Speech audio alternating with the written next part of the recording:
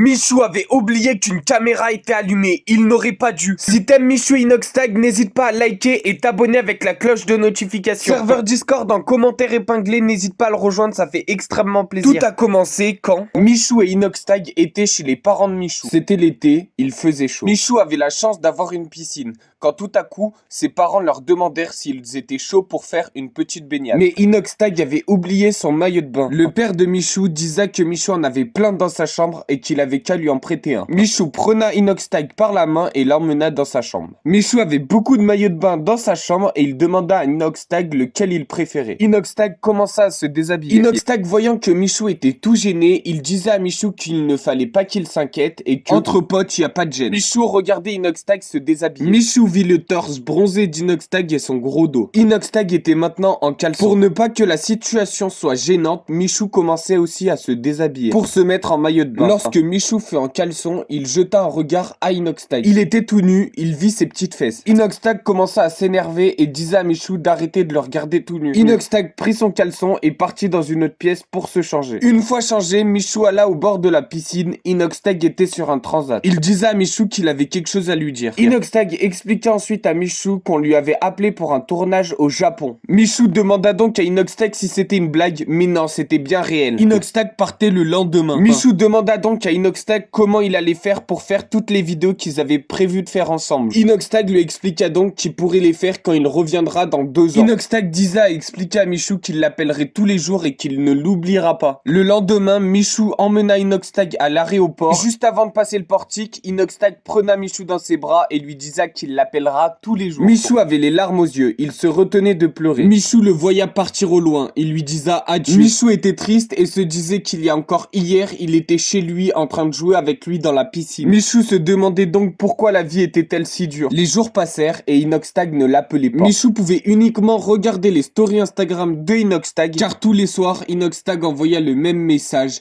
Désolé mon ref, mais la journée était trop longue, je t'appelle demain. Promis juré. Chaque jour que Inoxtag envoyait ce message à Michou, ça lui faisait mal au cœur. Il se sentait qu'il l'avait oublié. Ça faisait 2 semaines que Inoxtag et Michou s'étaient pas parlé, quand soudain le téléphone de Michou sonna. C'était Inoxtag. Michou commença l'appel en demandant à Inoxtag pourquoi il l'avait oublié, car ça faisait 2 semaines qu'il n'avait pas eu de nouvelles. Inoxtag ne comprit pas et dit à Michou que si c'était comme ça, il n'allait plus jamais l'appeler car dès qu'il l'appelle, il s'énerve. Michou expliqua donc à Inoxtag qu'il lui avait dit qu'il s'appellerait tous les jours et là, il l'oubliait.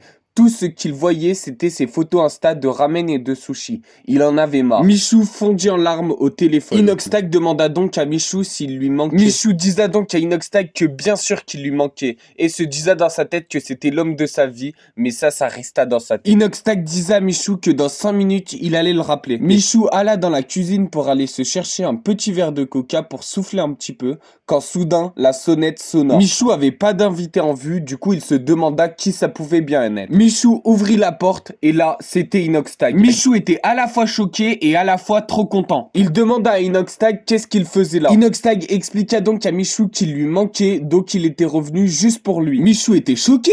Inoxtag était revenu uniquement pour lui. Michou demanda donc à Inoxtag comment ça se faisait qu'il y a 5 minutes, il était au Japon. Inoxtag expliqua à Michou qu'il n'était jamais parti. Michou lui demanda comment ça se faisait qu'il avait vu des snaps et des stories Instagram. Inoxtag lui disait qu'il était là pour lui faire une surprise.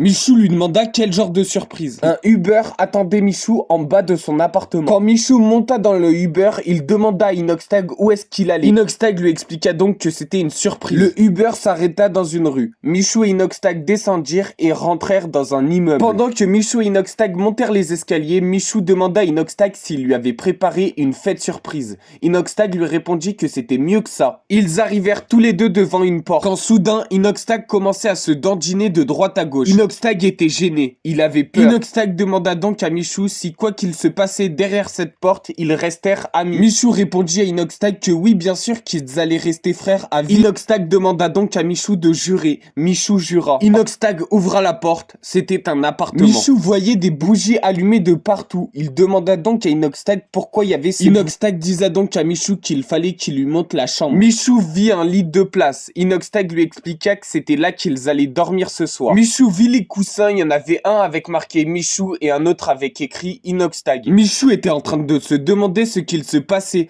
quand soudain Inoxtag prit la parole. Inoxtag disait à Michou qu'il avait quelque chose à lui avouer. Ça faisait 2 semaines qu'ils avaient passé loin de l'autre et pendant ces 2 semaines, il n'y avait pas un jour où Inoxtag n'avait pas pensé à Michou. Inoxtag expliqua aussi qu'il ne se voyait pas passer un jour de sa vie sans Michou. Inoxtag expliqua aussi à Michou que avant de lui avouer tout ça, il voulait savoir s'il avait aussi des sentiments. C'est pour ça qu'il était parti au Japon, pour voir s'il allait manquer à Michou. Michou expliqua à Inoxtag qu'il y avait rien qui pouvait les séparer et qu'ils étaient frères. Quand Inoxtag entendit le mot frère sortir de la bouche de Michou, Inoxtag se mit à pleurer. Michou disa pardon à Inoxtag qui voulait pas dire frère. Il expliqua aussi qu'il ne savait pas quoi répondre. Inoxtag disa à Michou qu'il l'aimait. Michou se mit à pleurer. Inoxtag essaya de le consoler. Inoxtag prit Michou dans ses bras. Leurs têtes s'approchaient lentement l'une de l'autre. L'attraction était électromagnétique. Inoxtag pencha ses lèvres sur celles de Michou et l'embrassa. Michou se disa dans sa tête enfin Inoxtag l'embrassait. Enfin ils allaient pouvoir vivre ensemble,